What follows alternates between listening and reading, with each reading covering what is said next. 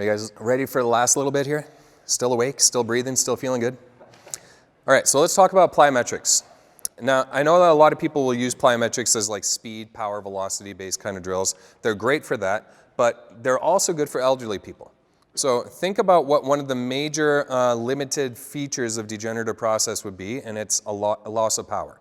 So as people get older, the loss of power typically dictates they have a loss of function to go with that. So how do we train power development in somebody? Speed.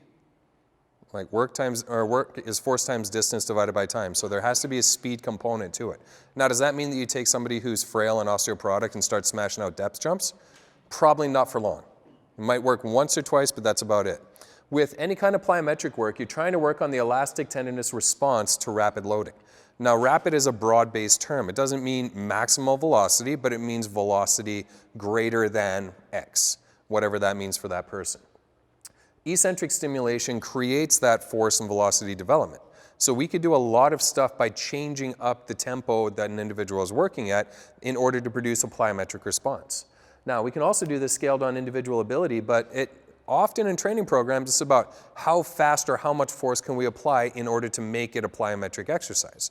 Great for athletic performance if the individual can tolerate it, but for the rest of the population, it may not be all that applicable. So we can also use plyometrics in a way that benefits somebody who may not be able to tolerate max velocity, max power, max loading, while still getting stimulation.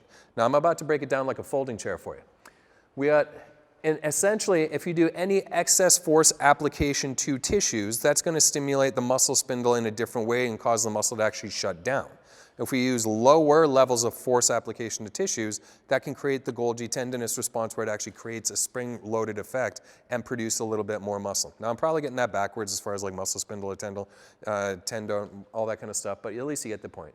Essentially, excessive force decreases the stretch-shortening cycle response within tissues. So if we want to do a plyometric response in somebody who can't tolerate excessive force, we just use lower velocity elements on it. So if we're trying to create a stretch response, some level of stimulus creates a muscle stretch in the tissues. So that could be an eccentric portion of a movement, landing after a jump, anything like that that creates stress in the tissue that causes a bit of a stretch. The receptor in that is the muscle spindle. Afferent type A1 fibers are the ones that get stimulated and cause a reflexive contraction of the muscle after that stretch as a way of creating that reflexive stretch shortening cycle. The spinal cord is the center that tolerates that because it just goes to the spinal reflex and back out. It doesn't have to go into central processing in your brain in order to get centered out or anything like that. Think of it like if I take my hand and put it on a hot stove. I pull my hand away before I even know it's hot because it's a spinal reflex loop saying, really quick, do this now, get out of there. That spinal cord creates an efferent motor response. Afferent means sensory, efferent means motor. So anytime you're breaking down a neural response, there's two different categories. There's the sensory element and then there's a motor element. So there's multiple types of the afferent fibers. There's a couple of different types of efferent, but typically reflexive stimulation is an efferent type A motor unit. That causes an effect on extrafusal fibers, that causes muscle contraction, and causes reciprocal inhibition of antagonistic fibers. So if I stimulate my quad tendon by going to the doctor, whack it, it creates that stretch shortening cycle at the tendon, at the muscle spindle, creates a contraction at the quadricep based on that stretch shortening cycle. I overload the effect on that muscle. I overstretch, that stimulates Golgi tendon organ, which creates the afferent 1B sensor to actually kick up, which inhibits the interneuron, causes the efferent motor neuron to actually cause muscular reaction. So that can shut stuff down if we use too much force. And we've probably seen this a few times when somebody goes and does a depth jump and they land, and instead of jumping up, they just collapse right down. Or we see it when somebody tries to lift a heavy bench press, they get down, they come a quarter up, and then down. The muscle just looks like it shuts right off. So what can we do with somebody if we know that max force shuts stuff down, but little force causes stuff to fire up? We could scale the plyometrics to be a little bit less intensive, but still produce a bit of that velocity response. So how many people have done jump drills before with their clients? A couple of you? What about just doing eccentric jump drills, where you just land? You can also scale that up and down through the entire spectrum.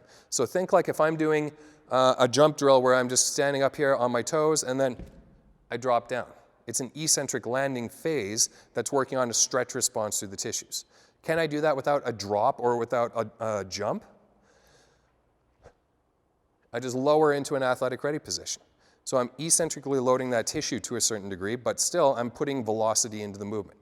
What about for my elderly clients that I want to work with? I move faster. So their normal rate might be something like this. Let's do a plyometric response. Down and up, really quick. So it's not moving beyond their control, but it's creating that stretch shortening cycle with the velocity load that we're working into. Does anyone do skip drills with their clients? Skipping drills, just nice and easy. Throwing remotes around. So something like a basic skip drill is a plyometric drill because you're hitting the ground and coming back up. For a lot of your clients, if they're close to running, a skip drill is fantastic. You could even do just like a quick march to get them moving with a little bit of velocity. That could be considered a plyometric drill for any of your elderly clients who may not be able to tolerate loading of their tissues. So if we've got turf space, I want you to do a quick high-tempo march to the beat of whatever song is playing right now, all the way down and back. And if you're off beat, I'll let you know about it. We'll ring a cowbell or something like that. When they get really good at it, we start doing a skip drill. When they get really good at that, we start doing a power skip drill. Cool, we can up-regulate the plyometrics as we go. We can also do like a side-to-side jump. Nice low-intensity plyos. We could work on faster elements with it, but we can build people's intensity up as they go. We can't necessarily say, oh, plyometrics are only for athletes, when we can scale the intensity and velocity to hit everybody up. Now, I've got clients in their mid-70s and early 80s doing plyometrics. Again, I've got some clients in their 70s and 80s doing plyometrics. Some are doing box jumps. Not all of them, but some are doing box jumps. And some of them are running, doing lateral shuffle drills, all that kind of stuff, because we built up to the ability of doing that, but also they can tolerate it. We also do other stuff around that to make sure that they can get the best benefit from it. And those are clients that have reactive capabilities that anybody else age-matched would likely not have. Having that power output means that they have a decreased risk of fall and fracture, but also gives them more autonomy in their life. So for a lot of your clients out there who are elderly, get them doing some velocity-based stuff, but nothing too extreme or crazy. Light intensity plyos might be magic for what they do.